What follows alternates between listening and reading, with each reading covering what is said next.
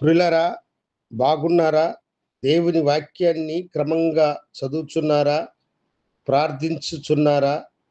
నేటి ధ్యాన వాక్యము హెబ్రీలకు రాసినటువంటి పత్రిక 10వ అధ్యాయము 23వ వచనం.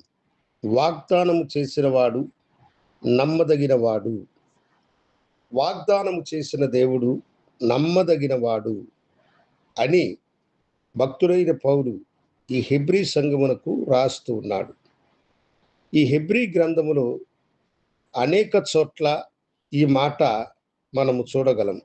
అంతేకాదు, పౌలు భక్తుడు తన పత్రికలలో అనేక చోట్ల ఈ మాటను ఆయన రాసినాడు. వాగ్దానము చేసిన దేవుడు నమ్మదగినటువంటి వాడు.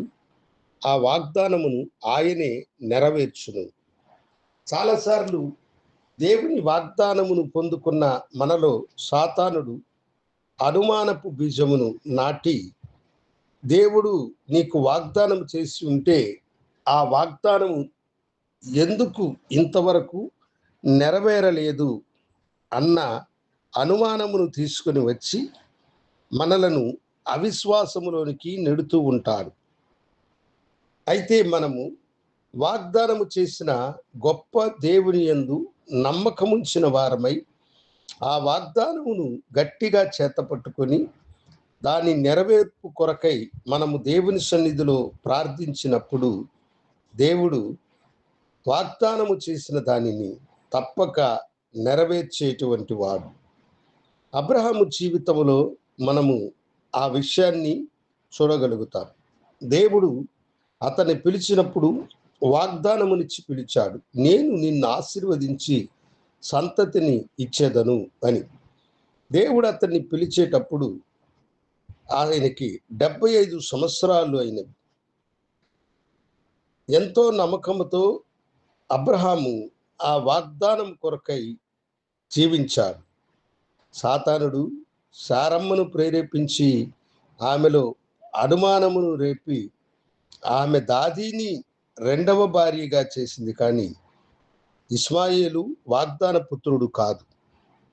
అందుకనే దేవుడు ఆ అవిశ్వాసమును క్షమించి అబ్రహాము యొక్క 100వ ఏట, శారమ్మ యొక్క 90వ ఏట వారి గర్భమును దేవుడు ముట్టి తెరచి వాగ్దాన పుత్రుడైన ఇస్సాకుని వారికి అనుగ్రహించినాడు.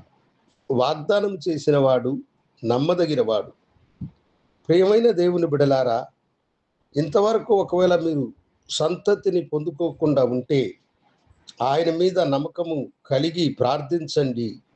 దేవుని వాగ్దానము మీ ఎడల నెరవేరి తగిన కాలమందు ఆయన మీకు మంచి గర్భఫలమునిచ్చి మిమ్మలను దీవించువాడు, మిమ్మలను ఆశీర్వదించువాడు.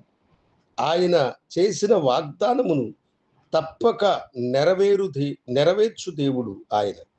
అది ఎప్పుడు నీ ఎడల నెరవేర్చాలనో, అది నీ జీవితమునకు కావలసిన గొప్ప మేలేమిటో ఆయనకు తెలిసినంతగా ఈ లోకములో ఎవరికీ తెలియదు.